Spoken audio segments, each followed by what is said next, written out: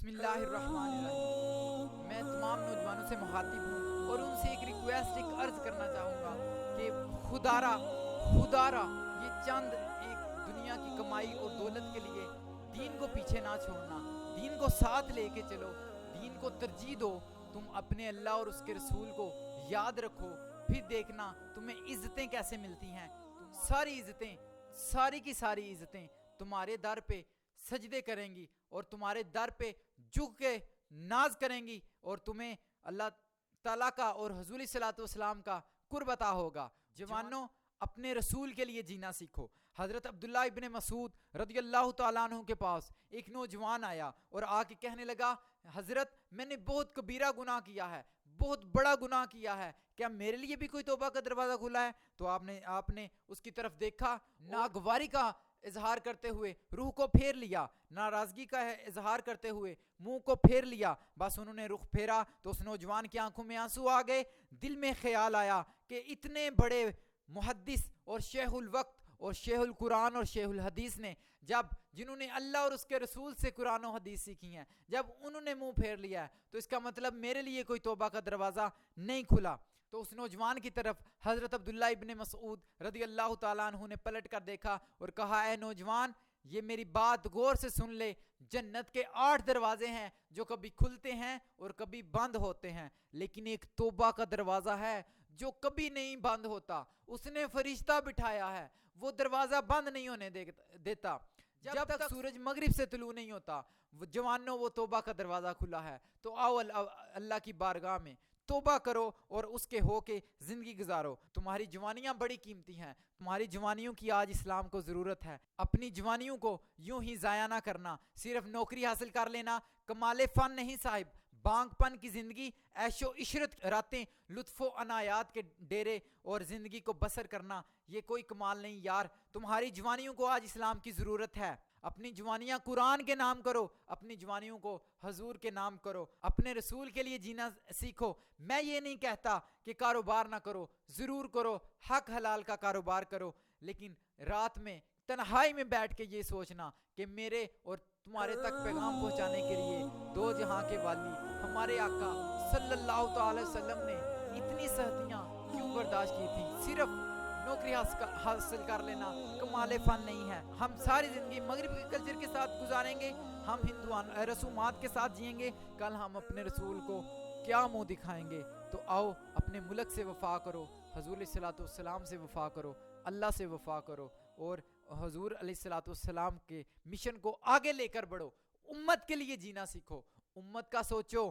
تمہاری شان یہ ہے، کنتم خیر امتی اخرجت للناس، تم بہترین امت ہو، تم بہترین امت ہو، تم بہترین امت ہو۔ وجہ کیا ہے؟ تم نیکی کا حکم دیتے ہو، برائی سے منع کرتے ہو۔ تمہیں تو نکالا ہی اس لیے تھا کہ تم نے نیکیوں کا حکم دینا ہے، اور تم نے خود بٹکے ہوں کو سوئے حرم لے کے جانا ہے۔ تم نے تو برائیوں سے لوگوں کو روکنا ہے، برائیوں سے بچانا ہے۔ تم جوان ہو، تمہاری جوانی کی آج اسلام کو ضرورت ہے۔ اپنے حصے کا چراغ روشن کرو اور اپنے حصے کا کام کرو۔ تمہارے بازو میں طاقت، تمہارے دماغ کی صلاحیتیں، تم ڈاکٹر بنو، تم انجینئر بنو، تم پائلٹ بنو، تم میڈیکل آفیسر بنو، یا تم پاکستان کی بڑی بڑی پوسٹوں کے ڈائریکٹر بن جاؤ۔ یہ تمہاری زندگی کی کامیابی ہے۔ کامیابی میں پاکستان اور امت کے ساتھ وفا کرنا، پاکستان کے ساتھ کبھی دھوکہ نہ کرنا، چند ٹگوں کی خاطر اپنے ملک سے بے وفائی نہ کرنا، غداری نہ کرنا۔ جوانوں، یہ عہد کرو، تم سائنس بھی پڑھو گے تو حضور صلی اللہ علیہ وسلم ملک سے وفا کرنے کے لیے پڑھو گے، اور حضور سے وفا کرنے کے لیے پڑھو گے۔ تم علم حاصل کرو گے تو پاکستان کی وفا کی خاطر کرو گے۔ چند ٹگوں کی خاطر چھوٹی سی نوکری، اپنی گاڑی، اپنا بنگلہ، اپنا مکان چھوڑ دو اس کو۔ اپنے رسول کے لیے جینا سیکھو۔ تم اپنی سائنس کا قبلہ رسول کی ذات کو بنا لو۔ کمپیوٹر پڑھو، کیمسٹری پڑھو، فزکس پڑھو، میڈیکل سائنسز پڑھو، یا دنیا جہاں کے علوم تم حاصل کر لو، لیکن یہ بات یاد رکھنا، اپنے رسول کو کسی میدان میں نہ بھولنا، حضور کی اتباع کو نہ چھوڑنا۔ جو حضور صلی اللہ علیہ وسلم کے رستے سے ہٹ گیا وہ کبھی کامیاب نہیں ہوا۔ اور تم امت مسلمہ ہو، تم نے حضور کی عزت اور ناموس کا مقدمہ پوری امت کے سامنے رکھنا ہے، اور جن کے پاس طاقت ہوتی ہے وہ اپنے فیصلے خود کیا کرتے ہیں۔ میں اور آپ نے اس کے اوپر غور کرنا ہے. اس وقت بہت بڑی سازش ہمارے اوپر مسلط کی گئی جس نے کہا کہ یہ دین کی تعلیم ہے اور یہ دنیا کی تعلیم ہے. دنیا کی تعلیم نہیں, ساری تعلیم حضور کے دین کی تعلیم ہے. یہ سائنس اور ٹیکنالوجی محبوب کے قدموں کی خیرات ہے, یہ کچھ بھی نہیں ہے. حضور صلوات والسلام کے دین کی تعلیم ہے. وہ دفتروں کی کرسیوں پہ بیٹھو, بڑی بڑی پوسٹوں پہ بیٹھو, تو اپنے ملک سے وفا کرنا, امت کے ساتھ وفا کرنا, اپنے ملک سے غداری نہ کرنا, چند ٹگوں کی خاطر ملک سے بے وفائی نہ کرنا. اس امت میں اس ملک میں کام کرنے والے نوجوان, چاہے وہ چھوٹی سے چھوٹی پوسٹ پہ ہے, چاہے وہ بڑی سے بڑی پوسٹ پہ ہے, اور یہ بات یاد رکھیں, کوئی پوسٹ چھوٹی نہیں ہوتی, کوئی پوسٹ, کوئی سیٹ چھوٹی نہیں ہے. جس سیٹ کا تعلق گنبد خضرا کے مکین سے جڑ جاتا ہے وہ سیٹ چھوٹی نہیں رہتی.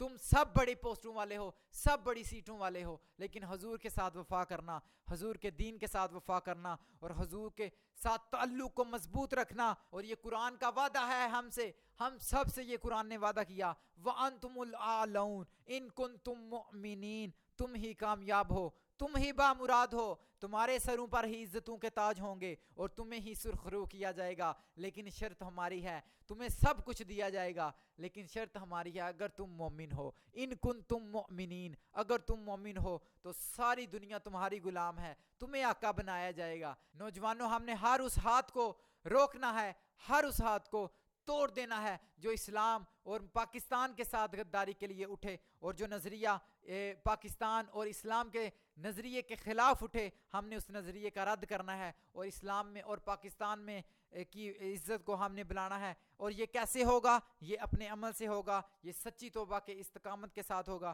آؤ اپنے حصے کا چراغ روشن کرو, اپنی زندگیوں کا قبلہ اپنے حضور صلی اللہ علیہ وسلم کی ذات کو بنا لو, گنبد خضرا کے مکین کے ساتھ اپنا ربط مضبوط کرو. میرے حضور نے قرآن کتنا خوبصورت پڑھ کے سنایا, ارشاد فرمایا, مالک میرا جینا, میرا مرنا, میری قربانی, میری نماز, سب کچھ تیرے لیے ہے. محبوب کی اداؤں سے وفا کرو, اپنی شادی, خوشی اور تمام رسومات کو محبوب کی سانچہ سیرت میں ڈال لو. میری زندگی کا مقصد تیرے دین کی سرفرازی, اور میں اسی لیے مسلمان, میں اسی لیے نمازی. وما توفیقی الا